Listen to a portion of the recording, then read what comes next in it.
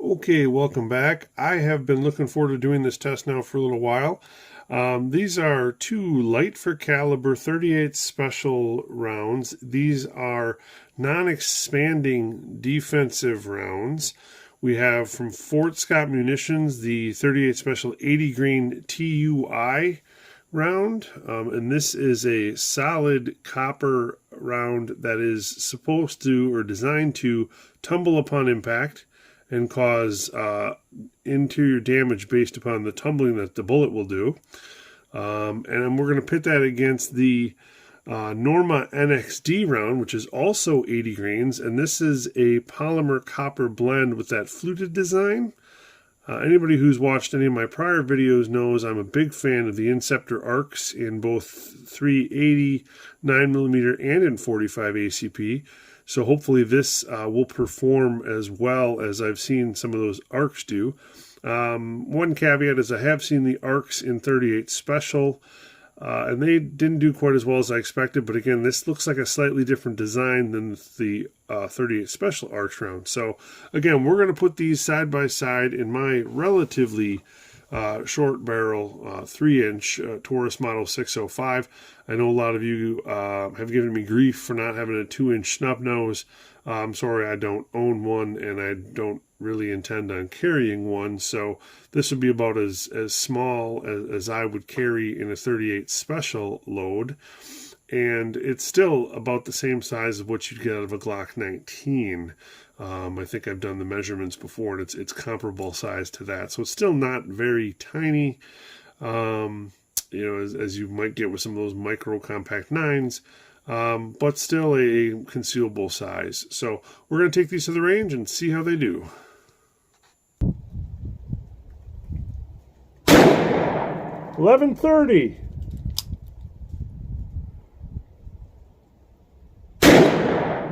10.57. 10.38. An extremely light recoil. Very light.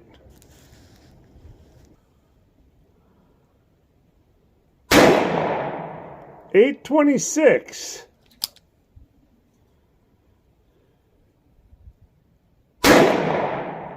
8.08.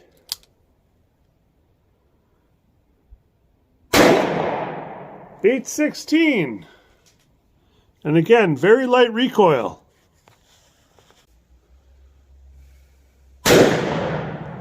10.45.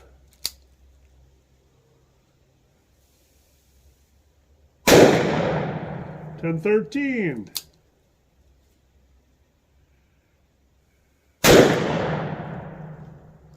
Error.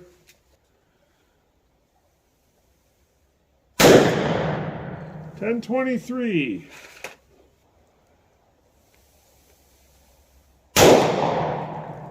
10.32.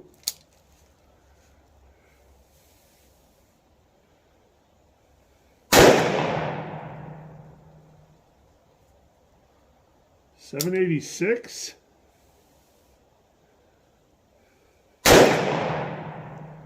7.90.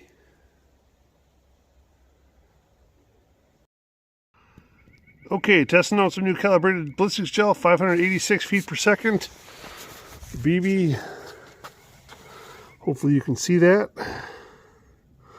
Right down in there, right at exactly 3 inches in the gel. So this block is calibrated, or these blocks are calibrated.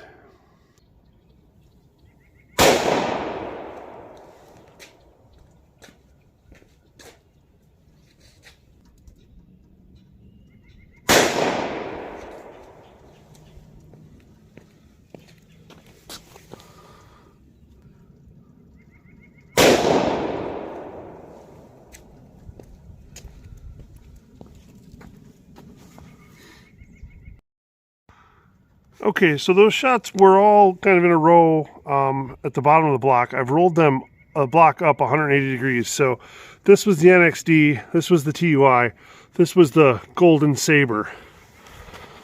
So as you can see, looking down in there, the NXD had some okay damage to start. TUI looks like just like entered like an FMJ almost, and the Golden Saber had almost immediate expansion, and the damage path's in there. Hopefully you can see the TUI is not very impressive at all. NXD looks like it had some pretty good energy, and the Golden Saber looks to be quite good. The problem is here the NXD stops before the edge of the first block. The Golden Saber barely gets into the second, and the TUI does make it a little bit further. So here we'll rotate this up and we'll see how deep these got.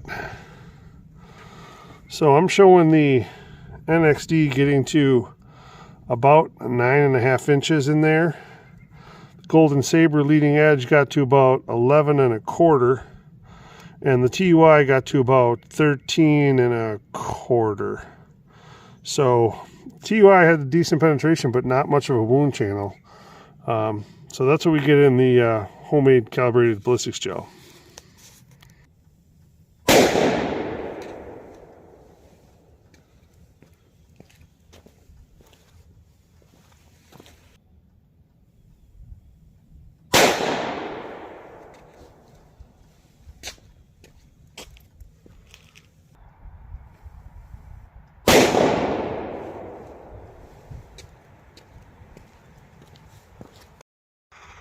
Okay, well I put the NXD and TUI too close, but you can still see separate tracks, and they are distinctly separate. So NXD down here, TUI went right above it. Over here is where the Golden Saber round went in. Now, if you look down from here, the one on the left is the NXD. The one on the right is the TUI. They do cross paths there. NXD is barely sticking out of the first block. TUI is down in there, barely into the second block. And the Golden Saber looks like it went quite a little bit further and then bounced back some. So from this side, we'll go over here and go to this side. Maybe we get a better view here. So if you look at that, the top pencil thin track is the TUI. This round did not appear to tumble at all. And then below that is the NXD, which did have some energy there at the start of the block.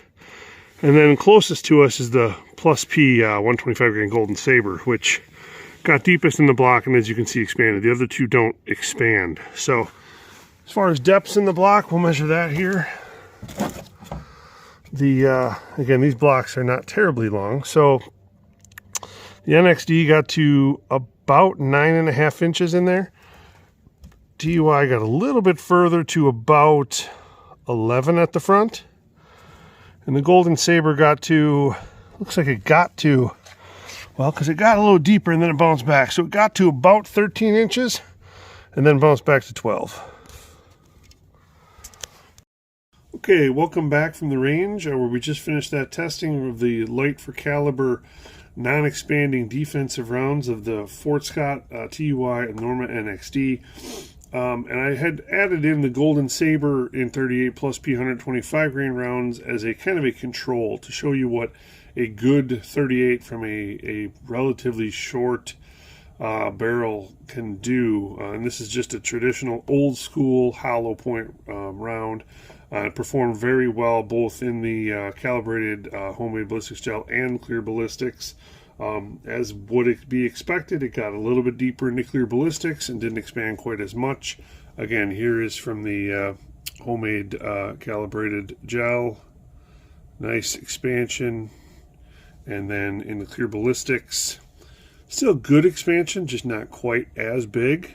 And so it penetrated a little bit deeper. So we got about, what, 11.25 into the homemade ballistics and about 13 into clear ballistics, which is about what you'd expect from the Golden Saber. So good wound tracks on that as well. But the other ones just did not perform. The NXD got to about 9.5 inches in each. The wound tracks were pretty good, almost as good as the Golden Saber, I think, but very shallow penetration. Fort Scott Munitions got to about 9.5 inches in.